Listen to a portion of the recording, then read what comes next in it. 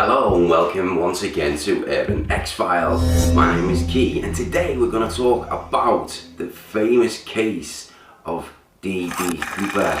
And D.B Cooper has had the longest running FBI investigation. Stay tuned for the facts and the story of D.B Cooper.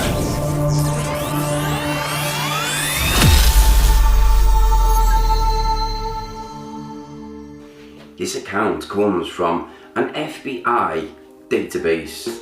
On one afternoon, November 24th in 1971, a nondescript man calling himself Dan Cooper approached the counter of the Northwest Orient Airlines in Portland, Oregon.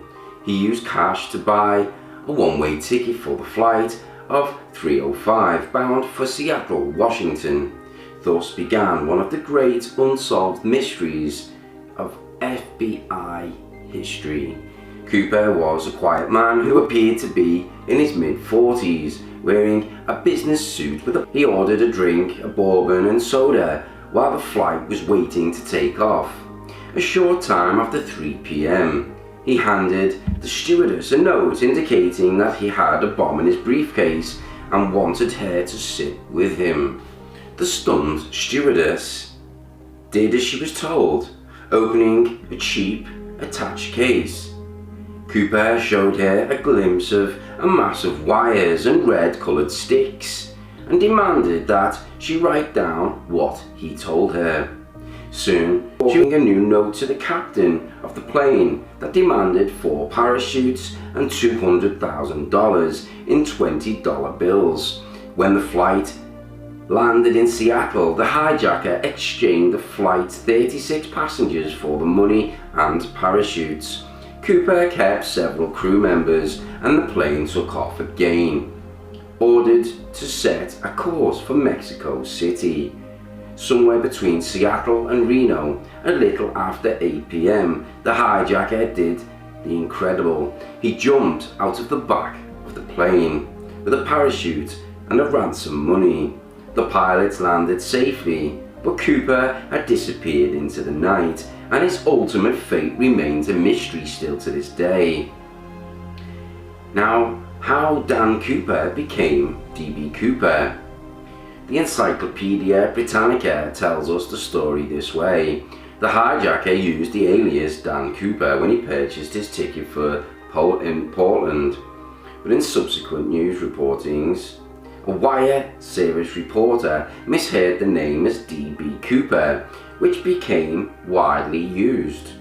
Who was the man behind the sunglasses? Over the years, the FBI identified and apparently cleared more than 1,000 suspects in the investigation dubbed NORJAC for the Northwest hijacking, but no one was ever arrested.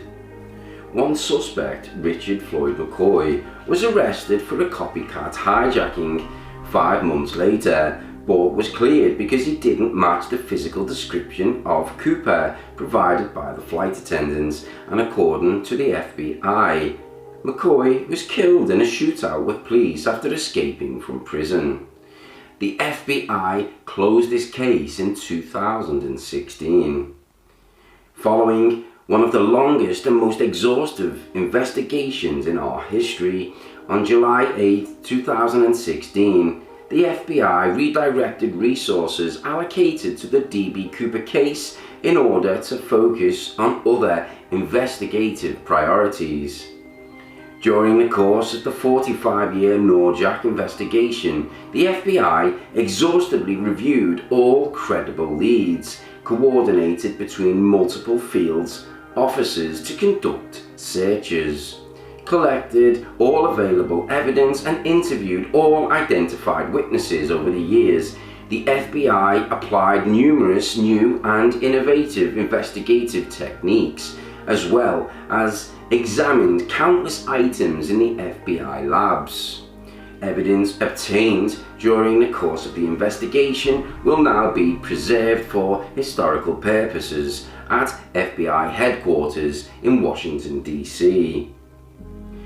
The mystery surrounding the hijacking of the Northwest Orient Airlines in November 1971 by a still unknown individual resulted in significant international attention and a decades-long manhunt. Although the FBI appreciated the immense number of tips provided by the members of the public.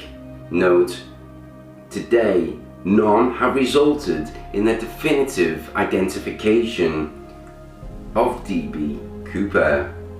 In order to solve a case, the FBI must prove culpability beyond a reasonable doubt, and unfortunately none of the well-meaning tips or applications with the new investigative technology have been able to yield the necessary proof. Every time the FBI assesses additional tips for the Norjack case, investigative resources and manpower are diverted from programs that need more urgent attention. Although the FBI will no longer be actively investigating this case, should specific physical evidence emerge related specifically to the parachute or the money taken by the hijacker, individuals with those materials are asked to contact their local FBI field officer. The skyjacker had demanded 4 parachutes. Not self-opening military chutes, but civilian chutes with user-controlled ripcords and $200,000 in $20 bills with random serial numbers. In exchange, he agreed to release the 36 passengers and some crew. His demands were met when the plane landed at Seattle. Once the plane was back in the air, the hijacker instructed the cockpit crew to keep the plane below 10,000 feet. The airspeed at no more than 150 knots, which is about 200 miles per hour. Lower the landing gear, set the wing flaps at 15 degrees, and turn off the cabin pressure. Then, with the remaining cabin crew, Cooper opened the stairway in the plane's tail and jumped into the night. $200,000 was a lot in 1971. It's the equivalent of more than $1.2 million in the year 2018. When inflation is taken into account, the average new car price that year was about $3,500 and gas was selling at 36 cents for a gallon. The median home price in Indianapolis was $13,000 in 1971. Which shows you how much $200,000 would be able to get you in 1970s.